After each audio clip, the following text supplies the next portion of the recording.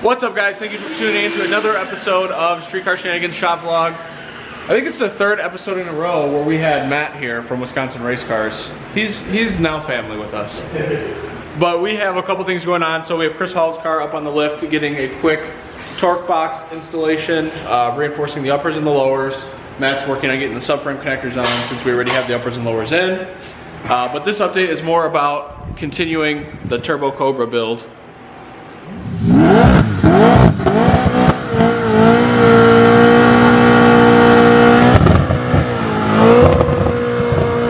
So we started putting this back together. We had the injectors cleaned and they're Holley 120s and they all went together just fine. However, when we went to go tighten the fuel rail down, 3 of the 4 bolts were doing absolutely nothing. We weren't really gonna be able to fix it on the car. So we decided to just pull the intake manifold completely off and we're gonna helicoil all the fuel rail bolts. I mean, this thing's probably seen 60, 70 pounds of pressure for the fuel rails, and you really don't want to have it loose, nor is that proper anyway. So you can see there's a lot of mess everywhere. We're going to address all that, but right now we're going to vacuum the bottom of the intake manifold out. They tend to hold stuff there, clean the gasket mating surface, and then we're going to just close the hood on this and go fix the intake manifold itself. But that's what we're working on this car today, is getting this together. As you guys saw in the last video, we got all the UPR suspension in it. So Matt was fabbing up the rear end. We're gonna get that in there today as well. Once Matt starts welding on this, we'll show you guys that, 'cause it's gonna be pretty cool. He brought up the fixture to do it all. He's gotta jig it all up to make sure it stays straight. And once we get the underneath of the hood back together, you guys will see what that looks like completed, because I don't think you've seen that yet either. So we'll bring you guys a couple updates on both of these cars, but that's a day in our shop today.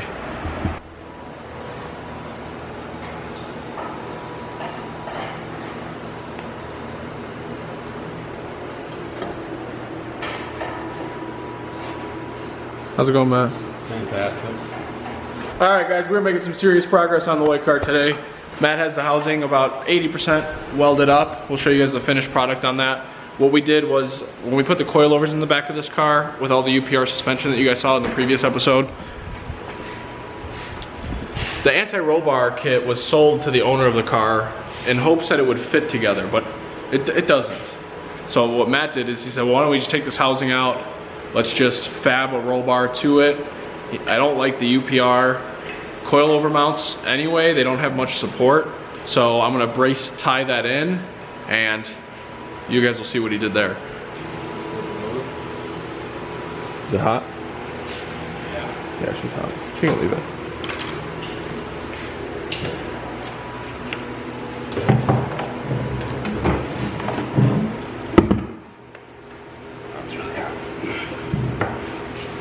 That's good. Matt, you want to tell us what you did? I put the lower bar on. That's going to hold the anti-roll bar there. And then that also ties in the bottom portion of the coilover bars. And then we added the weld-in brace. Just keep the housing tubes from moving. And it had a bolt-on one. Yep. The bolt-on one wouldn't fit for. I had one of these bad boys right here. So instead of this contraption, it had something like this. I mean, it was on the bottom and flipped around. So I guess it was technically like that, in between there. But since he was doing all this, it didn't really drive well with the anti-roll bar, you're saying? Oh, it didn't fit with the bottom brace. Oh, gotcha. So got rid of that, put some forward bracing on it. I mean, that is the beefiest 8.8 rear end I think I've seen here. Yeah, what, a couple other things you could do, but... What else would you do? What would be the next level? We could change the lower control arm pockets. Now, if you change those pockets, so then you would just tie the roll bar all the way across? Yeah, this would have been tied, and then we would have had some gusset, some triangulation in there. Okay. So this looks wicked good, though. It's close. Still got a handful of welds to do. Yep, a couple left. But for the most part, she's in and she's getting some paint. The rear end is sick.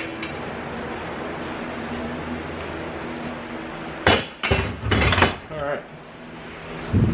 Now on to what Dan's been working on the white car. So we found like 3 out of the 4 holes for the fuel rails were stripped. So we pulled the intake manifold out, we cleaned it, we cleaned underneath it, vacuumed it all out, and then now he's redoing some of the wiring that comes onto the manifold because it looked just like a mess, kind of like it does back there. But we don't have much control over that. Yeah, it was a ball back here before, which you couldn't really move any of the wires either. Now we kind of tied it up. Now they're all straight, flowing rather than all balled up in the corner.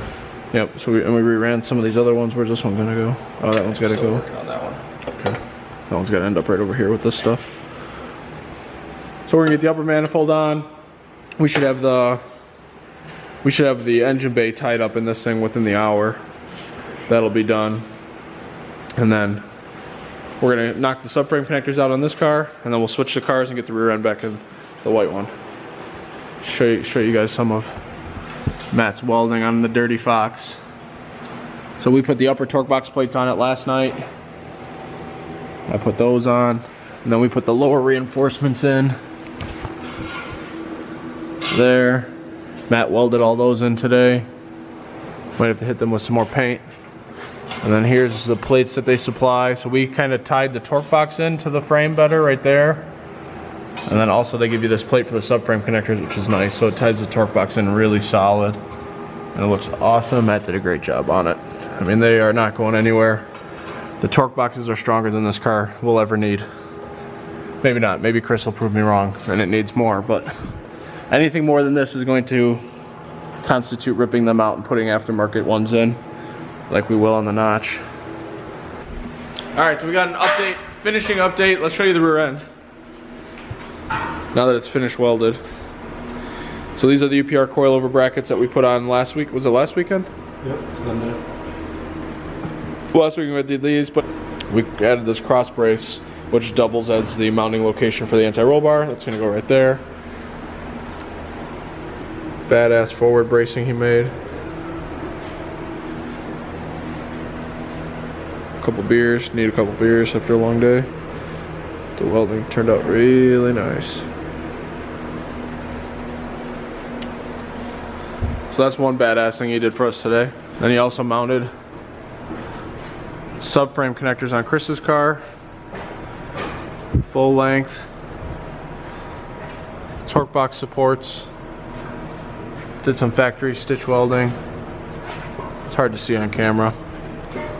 I'll also post a picture of what the inside looks like because he welded all that up also.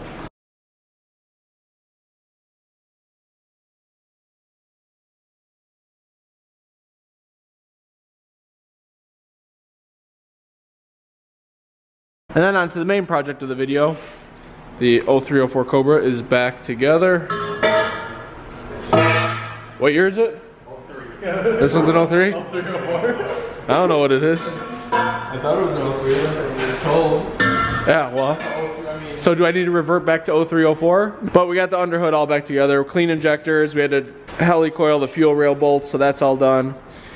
Next thing for this is going to be putting that axle back together to put it back in the rear. Whether we're going to do that tonight or not, we'll see. But Chris's car needs to get out of here, and then we'll worry about this one. Alright guys, thank you so much for tuning in. All the new subscribers that have recently joined the channel. Hope you guys enjoyed your first or second video. We have a lot more coming soon, so I hope you guys enjoy. Subscribe down below to see the follow-up on the Cobra. It's pretty much done, so I'm going to show you guys what the rear end looks like before we put it on the ground. And then obviously, we're going to be finishing up the Lightning in the next coming videos. So let me show you what the rear end turned out like before we give it to Matt at Wisconsin Race Cars.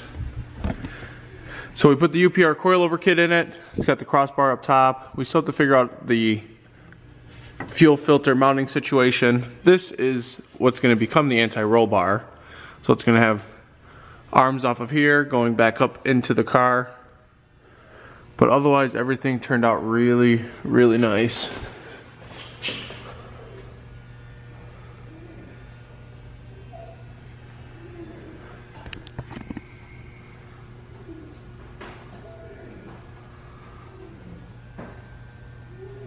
So I hope you guys enjoyed seeing what it takes to make an 8.8 handle 1,000 horsepower reliably and put it to the ground.